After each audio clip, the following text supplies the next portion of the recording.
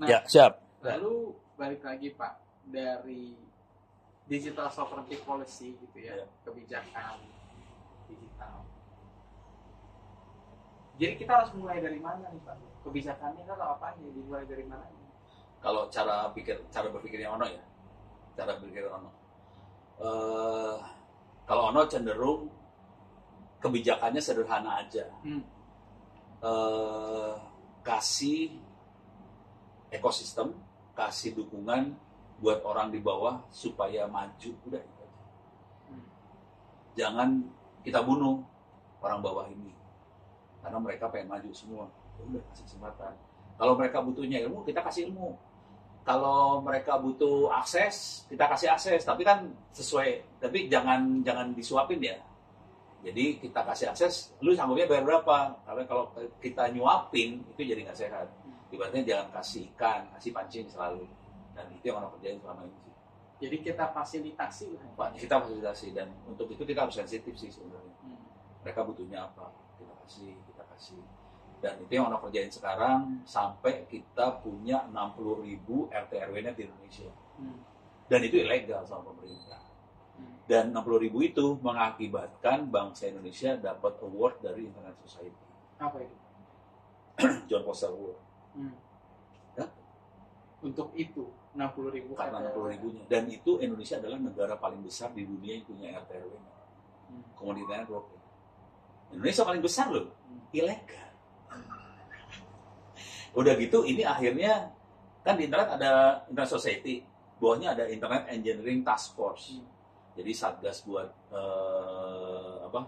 engineer-nya internet ya. Mereka yang merencanain teknologi internet seperti apa segala macam. Di dalam task force ini ada namanya GAIA, Global Access Internet for All. Ono diundang sana. Buat kasih keynote segala macam. Kalau negara lain lagi ngomong nih, ini kalau lagi kasih keynote ya, negara lain nih, misalnya Nepal ngomong, kita si Mahavir pun tuh, kita nyambungin 12 desa di Nepal, anak-anak Filipina, kita nyambungin 9 desa di Filipina. Kemarin ada Spanyol nih, kita nyambungin 1 desa pakai fiber optik di Spanyol. Pas mau maju sama anak-anak Indonesia maju, ngomongin cuma gini doang, ya kita mah nggak punya uang, jadi kita harus minterin banyak orang di Indonesia. Jadi kemarin kasih fotonya nih, kita minterin anak-anak di Pemalang, akibatnya kita bisa nyambungin 211 desa. Terus kabupaten sebelah nafsu Brebes, nyambung lagi 200 desa. Terus gubernurnya panas, namanya Ganjar, dia berusaha supaya satu provinsi sambungin jadi gitu. Nah, kita jadi contoh. Jadi kemarin di Asia Pasifik kita ada meeting pakai Zoom tentang ini internet for all tadi. Keynote-nya Ono. Mereka kasih keynote. Apa? Dunia tuh belajar sama kita. Jadi kalau dari sisi, jadi pemerintahnya dia ngambil referensinya Amerika jadi contoh. Amerika oke lah, negaranya besar, mereka punya infrastruktur bagus, punya operator bagus, dia bisa pakai caranya dia. Caranya di copy paste ke Indonesia, ya nggak jalan lah. Di sini kan pabrik kan nggak ada, di sana ada, nggak bisa. Cara Amerika di Indonesia nggak bisa. Ya karena beda kondisi banget ya. Iya, jadi taktiknya harus lain banget sih sebenarnya. Nah, terkait kebijakan digital sovereignty, Pak. Kan tadi Pak Ono bilang masih berantakan. Jadi cara meningkatkan spesifik kebijakannya gitu. Ini masalah step ya kali. Iya. Langkahnya ya. Iya. Jadi kalau kita ngelihat dari 3 komponen besarnya, itu people, proses, teknologi. Indonesia banyak orang hukum, pasti mereka ke proses. Tapi nggak ada yang jalan nih. Teknologi, saya nggak khawatir. Kalau paling jelek kita beli semua, itu paling jelek. Tapi itu bahaya banget sebetulnya, karena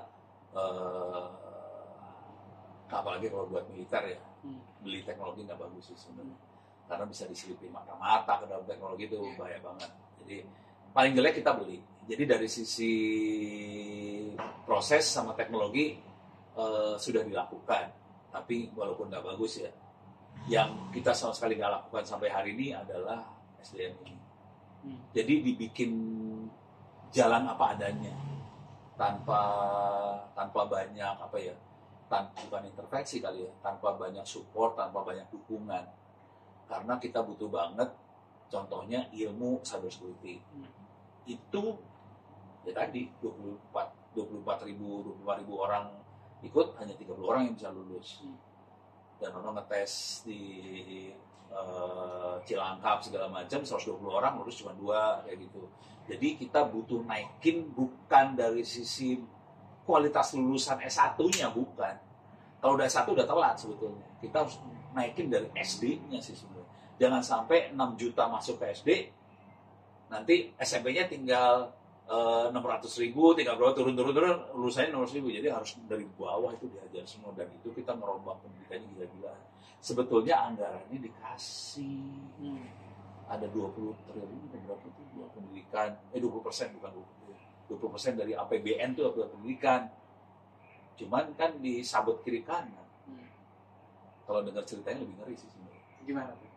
Itu duitnya dialokasikan buat diambil, diselipin gitu. Ada anggaran yang diselipin tapi dihilangin gitu. Gimana caranya? Ya pokoknya dikasih anggaran, ini anggaran buat ini. Ya udah, itu bakal hilang tuh. Nggak akan buat bagi-bagi juga. Nggak akan ke-track juga. Enggak. Kenapa bisa nggak ke-track? Kan ada di APBN. Ya kan, Republik kita kan hebat ya. Di situ kita 1 sampai 5 ya, Pak? Hah? Dalam menghilangkan hal seperti itu. 5. 5 ya? Enggak, kita 10. 10. Bahkan jebol ya. 1 sampai. Enggak, sayang banget maksudnya. Anggaran saya nggak khawatir loh, duitnya banyak sih sebenarnya, tinggal kita pinter aja. Bahkan sebetulnya tidak spesifik di digital sovereignty policy, bahkan ada policy satu lagi tadi kita ngebahas lapisan pendidikan gitu kan. Karena kuncinya di situ. Kebijakan pendidikan. Bahkan di kita rootnya lagi nih, itu berarti kebijakan tentang korupsi juga dong, Pak? Harusnya. Berarti harusnya korupsinya lebih diperkuat gitu istilahnya, kebijakannya untuk orang ini. Ya, bukan kebijakan sebetulnya. Kebijakannya sih pasti ada sih, bisa diimplementasi. Ya jangan sampai anaknya siapa bisa terbang pakai pesawat pribadi gitu. Nggak lucu. Oke. Siapapun anak itulah ya. Siapapun anak itu. Nggak tahu haha, nggak tahu siapa kan nggak tahu ya. Hahihi juga boleh. Oke, siap. Wah, menyerempet, tapi tidak apa-apa, Pak. Kita lanjut dulu saja pertanyaannya. Jadi, oke, nggak apa-apa, no. Ini aman, riset saya aman. Jadi dampaknya, Pak, global digital sovereignty ini dalam Indonesian economy ini gimana? Dalam Indonesia digital economy, spesifik jadi.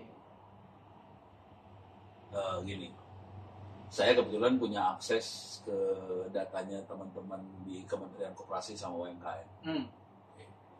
Mereka mencatat ada lebih dari 13 juta UMKM. Yang menarik, mereka pada pakai digital marketing. Sampai sebagian besar kan. Yang menarik lagi dari data itu ya, datanya 13 juta, yang saya proses cuma 1.000. Lokasinya di ini apa nih? Cold storage pool. Oke, izin. Oke, siap. Oh, Pak. Sini. Gimana Pak Ono? Izin tadi. Jadi UMKM, saya analisa 1.000 doang dari 13 juta, tapi mereka akan masih ngebuka semuanya. Nah, dari 1.000 aja, sebagian besar tidak pakai digital marketing. Yang menarik adalah yang pakai digital marketing ternyata penghasilan lebih tinggi daripada yang lain. Lebih tinggi. Jadi gini, ada yang cuma lulusan SD, modalnya sekian, penghasilan sekian. Yang ini ada yang pakai digital marketing, modalnya lebih kecil, hasilnya sama. Nah, perbandingannya apa bedanya apa Pak? Yang bisa pakai digital marketing rata-rata S1.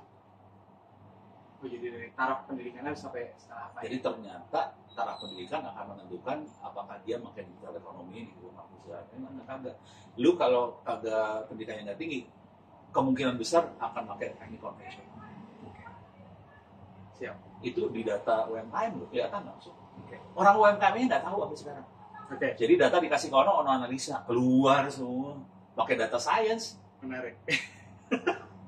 Oke, berarti ini Pak, maaf tadi saya flashback sedikit karena tadi ada recordingnya. Takutnya tidak ada record. Jadi yang tadi ini kan pertanyaan tentang how do you think Indonesia can improve its digital sovereignty policies. Balik lagi tadi ke kebijakan, tidak hanya kebijakan digitalnya, tapi kebijakan ekosistem, edukasi, terutama gitu kan. terutama di edukasi, Terus ke kebijakan korupsi bahkan ya, kalau kita itu harus diperkuat lagi.